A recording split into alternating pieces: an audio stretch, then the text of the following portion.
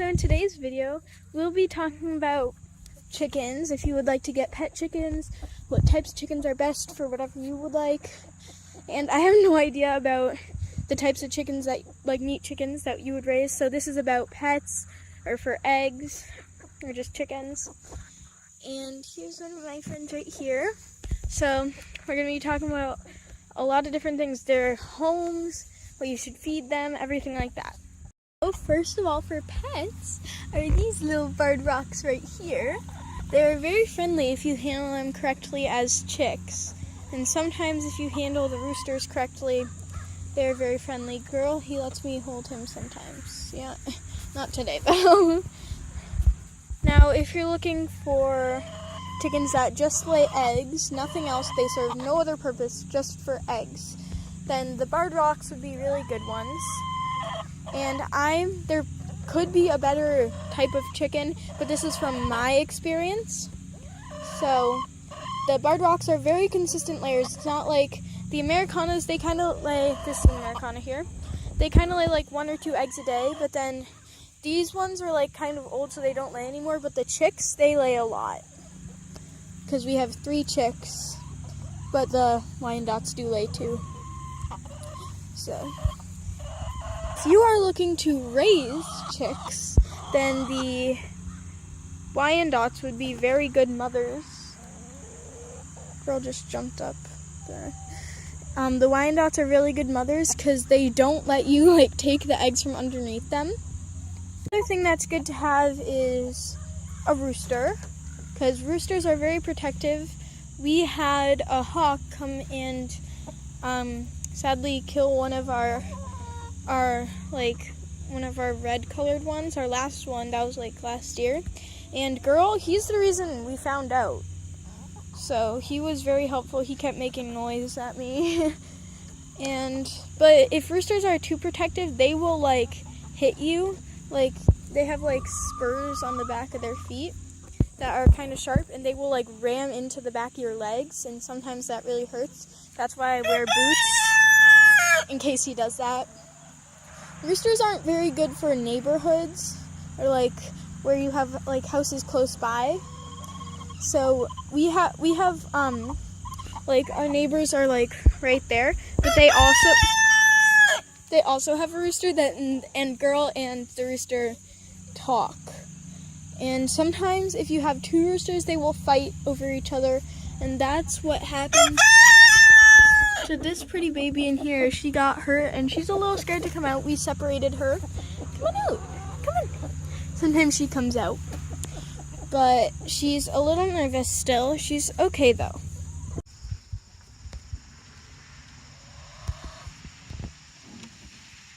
Okay, next let's talk setup. So we used to have just a normal fence like that is by our backyard, and the foxes would like climb over it or dig under it. And so we went to this. I'm in the fence spot. Yeah, you can see right here we put wire under the fences right here, so the foxes couldn't dig under. Well, they would dig under, but they couldn't get through. And then they would still somehow get over the fences. And so we, at first we had them free range, but now we just have them in this nice electric fence area with wire, sometimes on the edges, like back by the trees, and so that the foxes can't get them. So for coops, this door, I tried to close it, doesn't close, but we used to have this window. This is a good idea because you shouldn't have them being able to just come out at nighttime. This door actually closes when it's night, and you should make sure they have enough space outside and they have a good coop inside. Here, can you come out so I can show them the inside? Come on. Are you gonna come out or are you gonna stay in? She's so pretty. I love the chicken's eyes when they have like yellow eyes. It's so pretty. Right. Okay. Here, can I get in there? Oh, no. Can I get in there? You gonna let me in there? Hey. Girl. See, the bird rocks are very, very sweet, so. Here, I'm just gonna look over her. So yeah, they need perches in their coop and egg boxes. So we have 3 egg boxes. Oh, and there's someone in there now. So we have 1, 2, 3. I don't know why there's nothing in here. I don't know. But then these are smaller than usual sized eggs, so they're poult eggs. And so I'll put them in here. Hold on. So remember to not have your egg boxes open too long, because that will make the one that's laying eggs, like that one that was in there, that'll make her feel not safe and she will leave without laying eggs. And make sure you have food and some water. I'll talk about food in a minute, but water. And right here, you see how they have a heat lamp? That's where our chicks work. But somewhere in here, no, I don't think we have it now, but in the winter they need a heat lamp at night because they will get cold overnight. So yeah, we just have this big coop area, and what they like to do is behind here, they like to jump up here and jump up to where the Wyandottes are, or up on the roof. And one problem with chicks and a setup kind of like ours, they will jump into the trees here, and that's kind of a problem. But ours do know how to come back, right? Yeah, our Wyandottes are not very friendly.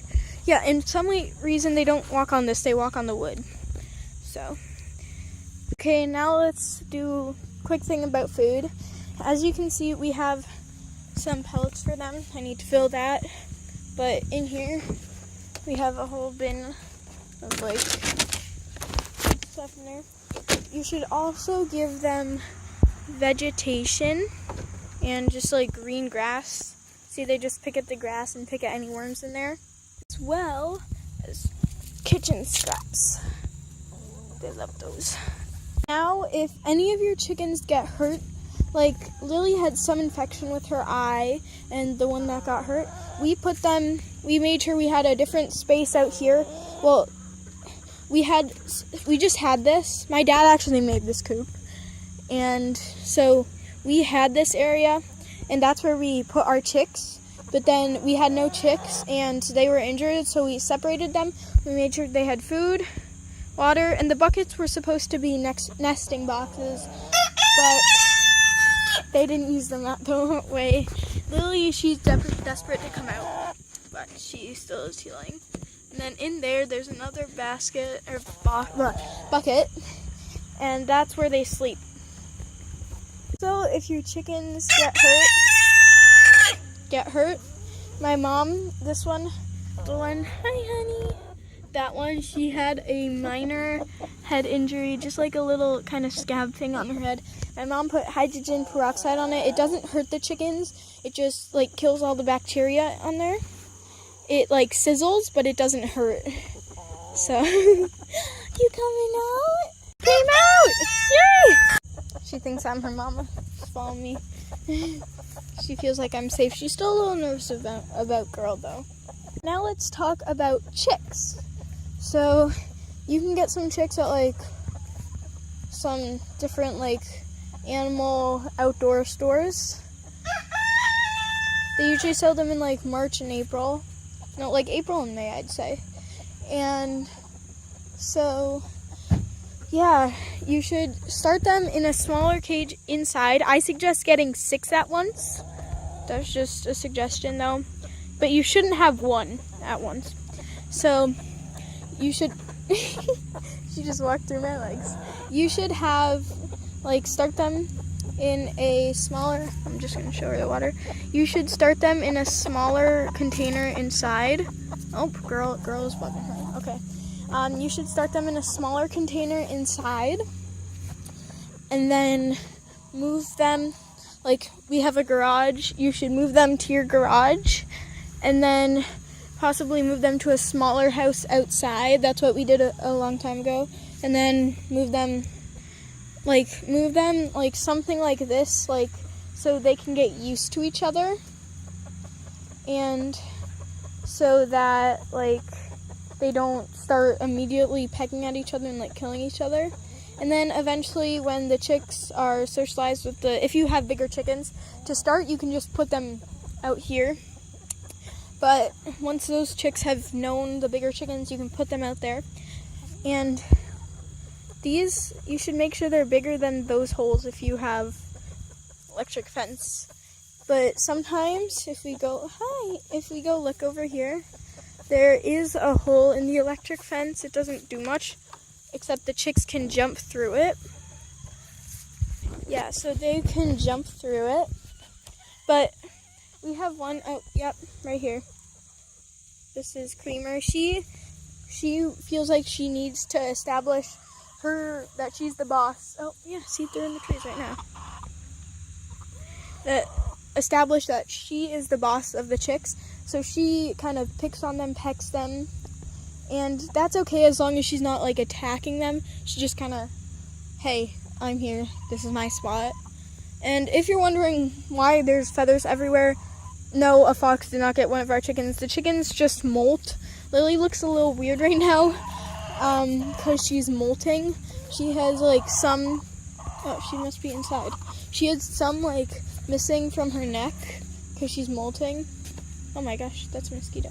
Yeah, see, she looks kind of weird right now. Yeah. So, yeah, the reason I can tell our baby bird rocks from our older ones is they have spikier combs. Plus, the older ones can't get up on the roof. They can only get up to there. See, that one doesn't have a spiky comb. That one does. This is Buffalo. What are you doing? What are you doing? And they will just jump back. oh, okay. Well, that's nice. Yeah, this branch hangs low because they've been on it. Oh, I'm sorry. I just hit her. And if they can't get up there, don't put them up there because then they won't be able to get down. And something weird about some of our younger chickens, they go on here and then they jump as far as they can. Sometimes they actually make it out and we have to go catch them. So back to if your chicken is hurt, come on. They need to have someone safe, like just a little friend that's safe. Come on. You can do it. Come on. Sometimes I have to get her out. Come on. Yeah, come on. Come here. So you should have a door that opens like this in case you need to get one out. So there's the wind dot. If one of your chickens gets injured, and if they're a little nervous, kind of bring them to the water, show them water. Oh, good girl. And then you kind of show them the food. Yeah, come on, pretty girl, come on. I kind of show her the food. Oh yeah, ruffling their feathers like that means they see something as a threat. She's probably thinking of Girl the Rooster. But Girl the Rooster, if I am holding a hen, he will fluff his feathers like that or be mad at me. And that's another case of Rooster being overprotective. You have to show them that you're the boss, that they're not in charge, that you're in charge. And it's not being mean, it's just showing that you're in charge. They don't think, oh, you're mean. They just think, well, I'm not first in charge anymore. Yeah, I don't know why our chickens do that. They like wipe their heads on this. Why do you do that? You're so confusing. See, these are both older ones because, yeah. So, Eden. Yeah, guys, I hope you enjoyed this. Sometimes the chickens yell like that. I don't know what she's doing. Hello? Yes, I hope you guys enjoyed this video. Make sure to like and subscribe, and I will see you in my next video. Goodbye.